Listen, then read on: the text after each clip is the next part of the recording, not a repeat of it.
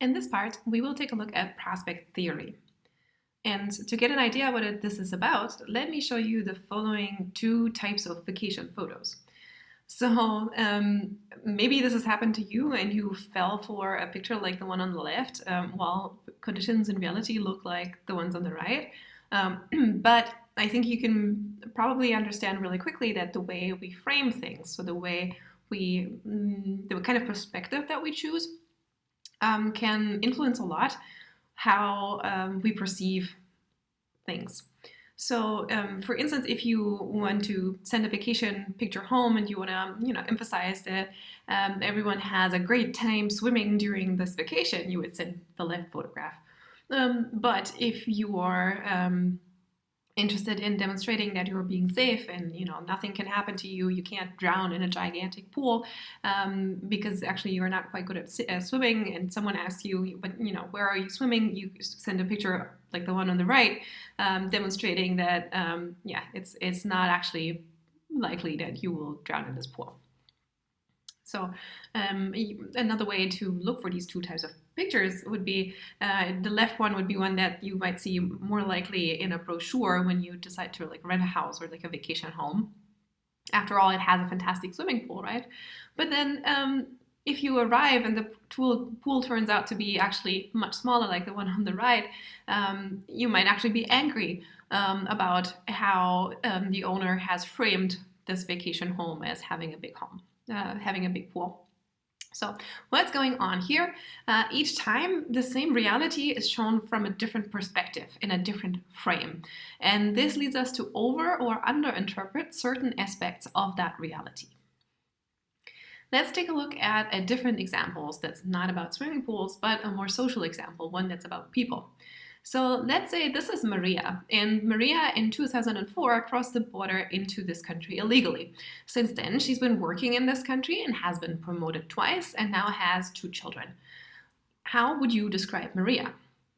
Well, you could either say she's an undocumented worker, and from that perspective, you could highlight her contribution to society as someone who works. Or you could say, well, she's an illegal immigrant, and then you would highlight the condition of entry. So depending on which kind of frame you choose, what people think about Maria will be different. So in other words, the way a problem is formulated can influence the kind of decision or perception that we have about this problem. When it is formulated in 2 different but logically equivalent ways. And that's what prospect theory is about. Prospect theory is about framing. Now, to demonstrate what prospect theory is about, I'd like to ask you to, for the last time in the session, participate in a small experiment. For this one, again, we need 2 groups. So again, please flip a coin, and if you are heads, please follow the link for heads in experiment number 4. And if you have flipped tails, then please follow the link for tails in experiment number 4. Take a moment to fill in this small survey. Now, if you're back, you've taken part in this experiment, and depending on which coin flip you got, you were presented with one of these 2 situations. So either you were shown in the experiment that a situation where you were asked to imagine that you have 300 euros, and then you were asked if, in addition, you would prefer either winning 100 euros for sure, or getting a 50% chance of winning 200 euros versus 50% chance of winning nothing. So this would be in the one experiment, or in the one treatment. In the other treatment, if you flipped not heads but tails, you will have seen this situation that you're asked to imagine you have 500 euros, and then you were asked to choose between, in addition, either losing 100 euros for sure, or getting a 50% chance of losing 200 and a 50% chance of losing nothing. So in expectation, the outcomes in these 2 situations are equivalent. If in these 4 situations, because if you have 300 and you win 100 for sure, you will end up with 400 euros. And similarly, if you have 500 and you will lose 100 for sure, you will end up with 400 euros. This is also true for the other options. So in expectation, the expected value in the two lotteries is winning or losing 100 euros, right? Because there's a 50% chance of winning 200, 0 or losing 200, and a 50% chance of winning or losing 0. That means in expectation, the expected value for both of these lotteries is that on average, if we play this again and again and again, you would win or lose 100 euros. So all of these four things are equivalent. That means your preferences should basically be equally distributed among these different choices, right? Unless something is up with the framing, unless it matters whether you start with 300 and then you're able to win some, or you start with 500 and then you would lose some. And that is exactly what prospect theory is about. Prospect theory emphasizes that there are differences in framing between wins and losses, between gains and losses. And prospect theory goes on to suggest that differences between small gains or losses weigh more than between big gains or losses. And this leads basically to a nonlinear function of how we estimate probabilities. Now, this is not the case when the situation is totally transparent and the dominant alternative is clearly recognizable. Then people behave according to utility theory.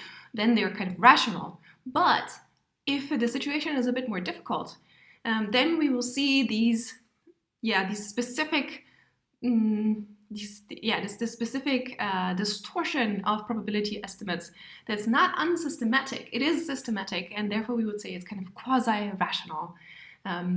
In that it still makes sense. There's some system to it, but it is not the fully rational way of looking at probability estimates.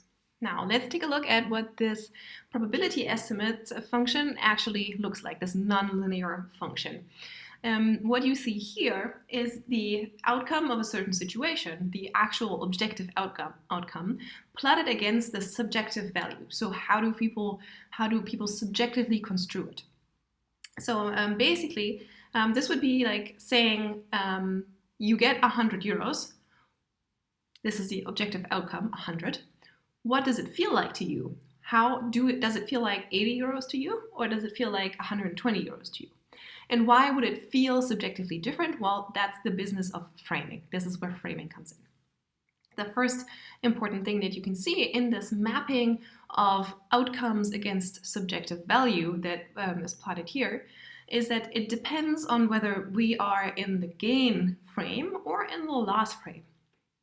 In the gain frame, this is where we stand to win some money. So if we win 0 or 100, that is a gain. That feels good, first of all. So it's a positive subjective value. But on the other hand, we have the loss frame where we stand to lose some money. If we lose 0 or 100, that hurts. It gets us a negative subjective value. And we also have a negative outcome, of course, minus 100 euros, right?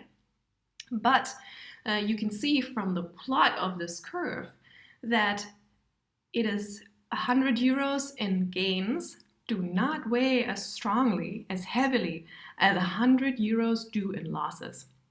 So 100 euros, winning 100 euros feels good, and there's a positive subjective value to it, but the absolute value is not as big as losing 100 euros.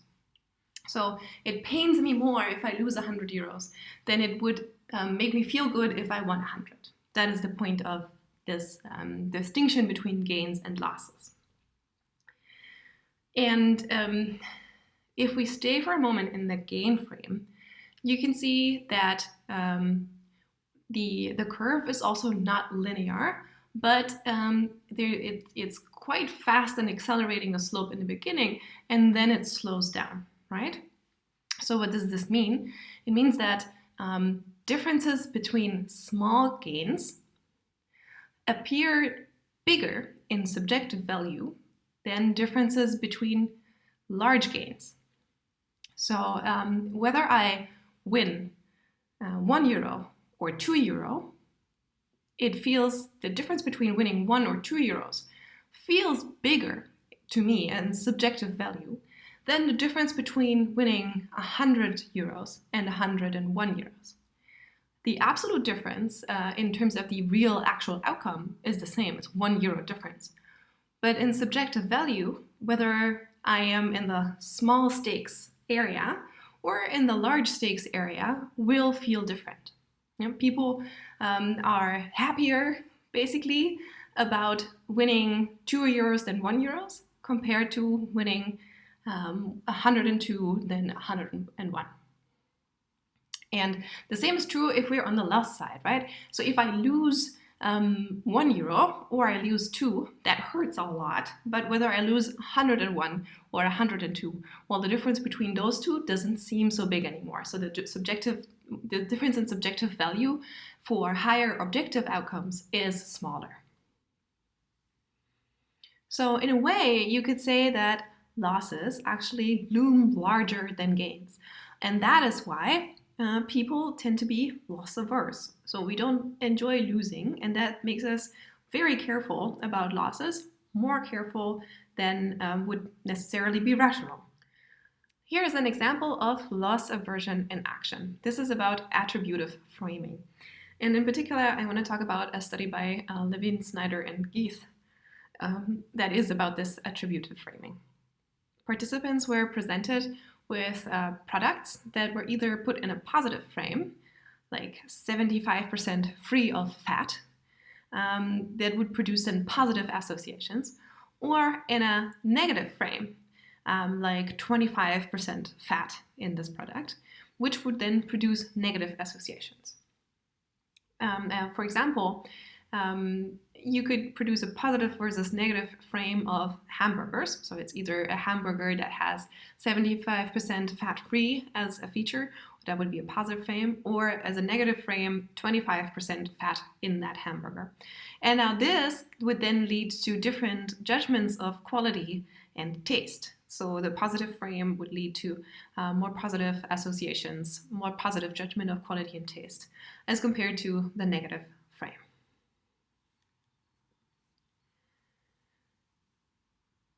Despite logical equivalence, frames can actually carry some different additional information. So framing can also be used as sort of as a heuristic in making decisions. For example, if someone starts with a full glass and then empties it, they would say a glass is half empty. If someone starts with an empty glass and then fills it up, they would say the glass is half full.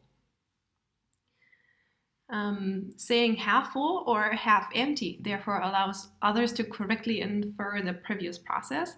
So whether you would say that the glass is half full or the glass is half empty, it actually may convey some more information to others.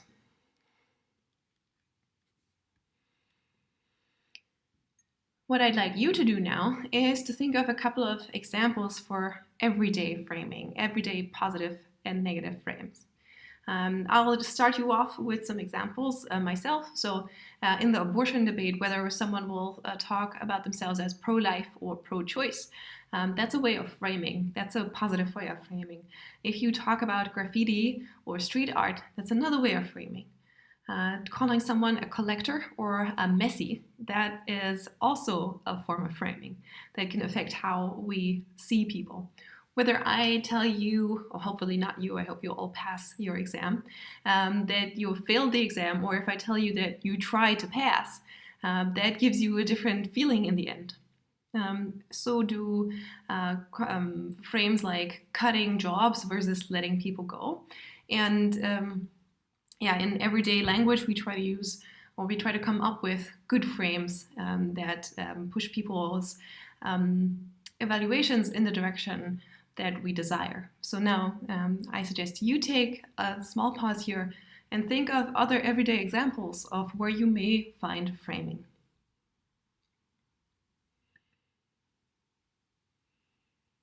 Okay, so you've thought about a couple of frames. I just want to give you some more examples, especially of cases where people are kind of falling for using others' frames. So if you try to paint your own thing, your own cause, your own strategy as a positive one, you want to produce a positive framing for it, of course it would be important to stick with that, like talking about pro-choice or talking about pro-life, and not talking about pro-abortion or, and you can imagine the other frames.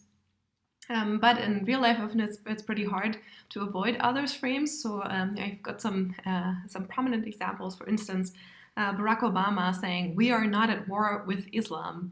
Well, indeed, he would have probably preferred to avoid this negative frame and instead talked about a peacekeeping mission in the Middle East. Another example, this would be Neil Armstrong saying, "I have never doped." Instead, he would have probably preferred to use a positive frame and say, "I have always been clean." Or this is another prominent example where someone fell for a negative frame instead of using a positive one. "I did not have sexual relations with that woman." Clearly the famous quote by Bill Clinton. While this would be a negative frame, a positive one would be, "I've always been an upstanding politician." And yeah, so it's you can see it's pretty hard not to fall for other people's frames. But in this case, let's go to the last frame, which is an overview slide, where we quickly recap what we've talked about in this installment of social cognition. We've spoken about what cognitive heuristics and biases are. We've briefly touched on why it's actually advantageous that our brain works like that, that our cognition uses these shortcuts, but also we've pointed out that there are some mistakes that we make because of using heuristics and biases. And then we've taken a look at 3 specific types of heuristic and seen some examples for this at work. Representativeness heuristic, availability heuristic, and the anchoring heuristic. And for each case, I've shown you examples that are often also to do with our social environments. So how we judge people also depends on how representative they are for the categories to which they belong. So stereotypes actually play into the representativeness heuristic. What we think about people has to do with how available specific features of them are. And some random numerical and even non-numerical anchors can produce differences in our estimates about people as well. And then last, we spoke about prospect theory and about framing, and we spoke about how framing things positively or negatively as a win or as a loss can adjust how we perceive them, the kind of the subjective value we assign to them. And we've seen that there are many everyday examples where framing matters, where whether something is put in a positive way can sway us to be more in favor of it, while if something is presented in a negative way, that raises negative associations and makes us feel worse about it. As an example of saying, well, avoiding other frames are hard. So that's it for this session, and thank you so much for stopping by and finding out about heuristics and biases.